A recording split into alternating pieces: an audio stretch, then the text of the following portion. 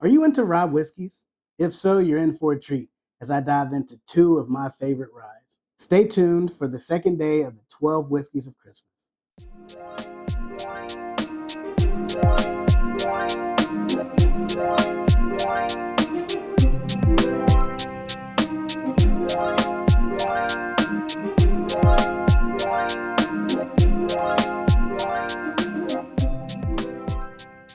Welcome to the second day of the 12 Days of Whiskey. I'm Cyncere, and tonight we're going to venture down a path that I used to say I would never dare to go down. I'm talking straight rye whiskeys. While the series is called the 12 Whiskeys of Christmas, I will definitely be covering way more than 12 whiskeys throughout, with a minimum of at least 2 whiskeys per episode. As I did last show, I'll be judging all whiskeys on whether or not they make the naughty or nice list based off of flavor profile and whether or not you get a good bang for your buck within each bottle. If you're new to the channel, don't forget to like, subscribe, and turn on your notifications for all things Cynple Whiskey. Let's get started. On the second day of whiskey, my true love gave to me 2 rice to love and a mash bill the same as Pappy. So tonight, rye spice and everything nice. The rye bread, cinnamon, and peppery bite that I once found off-putting when I first started the journey is exactly what I'm diving into tonight. As I get into the holiday spirit, listening to John Legend and Kelly Clarkson's take on Baby It's Cold Outside, I can't imagine not doing it with a little bit of Sazerac or some sort of a rye. I came across this bottle a little late in the game as I hadn't quite ventured into rye whiskeys at the time. I was out hunting and I was told that there were going to be a couple of good bottles come through the ABC store on their delivery day. So of course, when I get in there, the first question I ask is, hey, what'd you get on the truck? And give me something that everybody's not coming in here for, but you think is a hidden gem. This was the one that the manager pointed me towards, Sazerac Rye 6.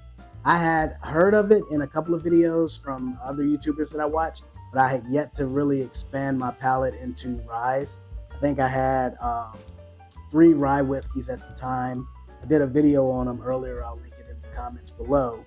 But it just wasn't something that I was proactively looking for when I was going out on my traditional hunts. The other bottle I'll be reviewing today, Old Ezra 7 Full Proof Straight Rye Whiskey.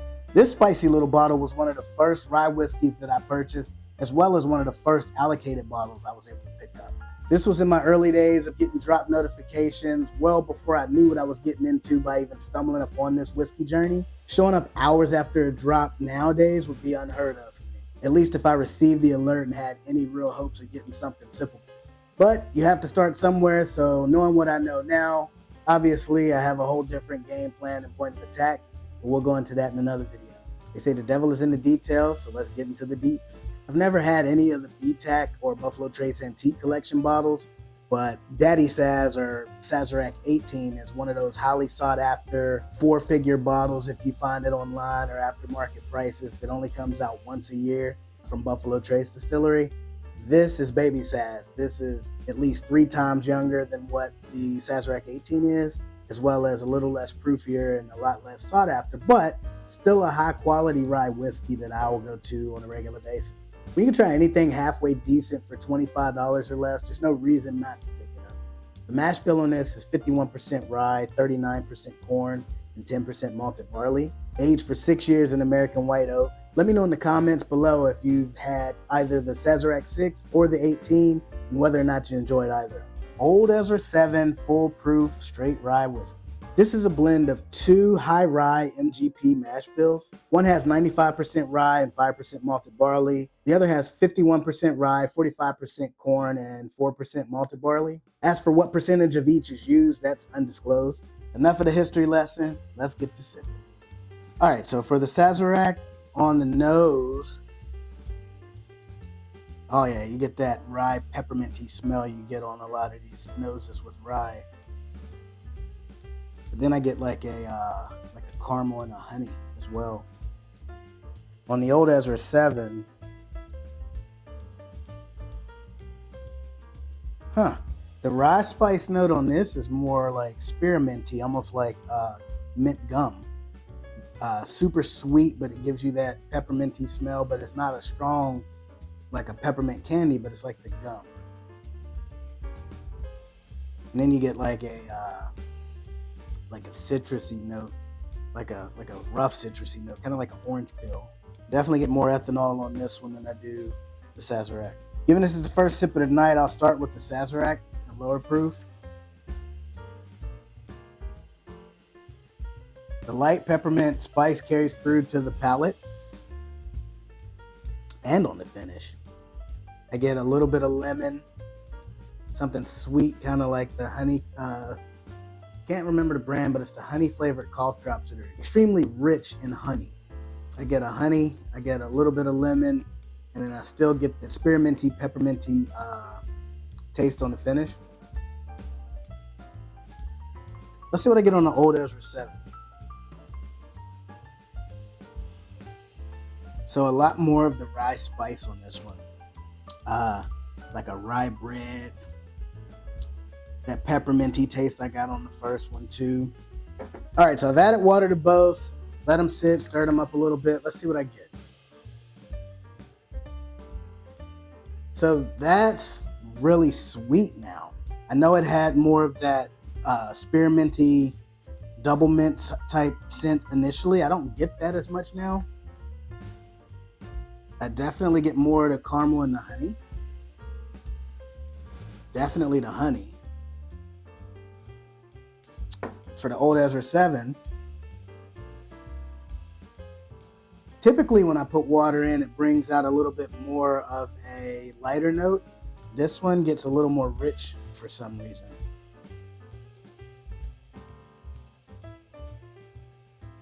Yeah, the caramel is like a super rich caramel. Even the oak went from light to medium. Still pretty viscous if you see it coming down the side of the glass. All right, go back in for a sip of the Sazerac. Okay, so this one I'll say it dulls it down a little bit much.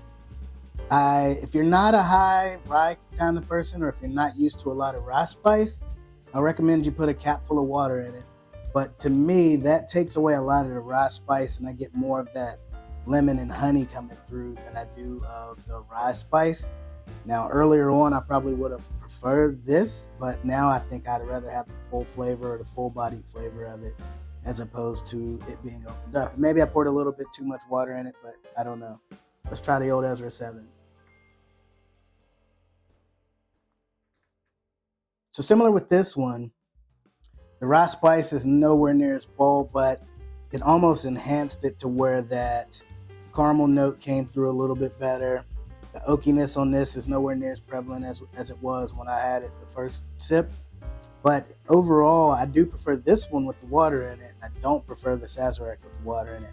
And it also could be the proof. I wasn't even thinking about that, but 90 proof versus 114 proof, that could be why it tames this one down enough, and then it tames this one down a bit too much for my palate.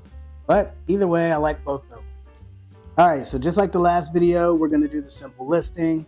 On the Sazerac, MSRP on this is about 23 bucks. Secondary markets, you may see it for about $40-ish. A lot of places have this on the shelf. Typically, if it's on the shelf in Virginia, it's not usually too hard to find elsewhere outside of the Bowman products, given that Bowman is here in Virginia. So this one is $40 on the secondary market. I think it's worth the $23 that you pay for it. I like ryes, but I can't see myself paying $40 for this. Proof on this one's 90 proof, same as Buffalo Trace. I do enjoy the lower proof of this, given it doesn't overpower you with both the oakiness and then hit you in the face with the rye as well. So proof on this one gets it right, I believe. But when you add water to it, that is a whole different animal. It tamps down the rye spice, but enhances the caramel just a smidge. I prefer it better without the water. Distillery, Sazerac, Buffalo Trace, is what it is. I like Buffalo Trace. Simple list on this one. I was on the fence a little bit about it, primarily after I had the water added to it. So my recommendation on this one is if you are going to add water to it, I'd add it to the naughty list. But if you're going to drink it the way that it's in the bottle, then I would keep it on the nice list. So I'll say nice list for the sake of picking one or the other on this one. So final thoughts on this bottle. If you can't find value in this for $23, it's easy enough to skip. But for me, bang for your buck is there. $23 a bottle. I'll always have some of this on hand for those who like rye when they come over. Or those new to rye because it is a lower proof. It doesn't have quite as strong of a rye presence as what I've had in some of my other bottles. So it's just an overall decent bottle. No complaints here from me aside from when I add water to it. Old Ezra 7. MSRP on this one is $79.99, so $80. I do think that that is a bit high for what you get. I'm not knocking the bottle when I say that. I'm just saying that where my palate is today, even though in my Friday Night Rye video I admit to liking this, there are other rye whiskeys that I've tasted to date that offer way more bang for your buck. Sazerac would be one of them.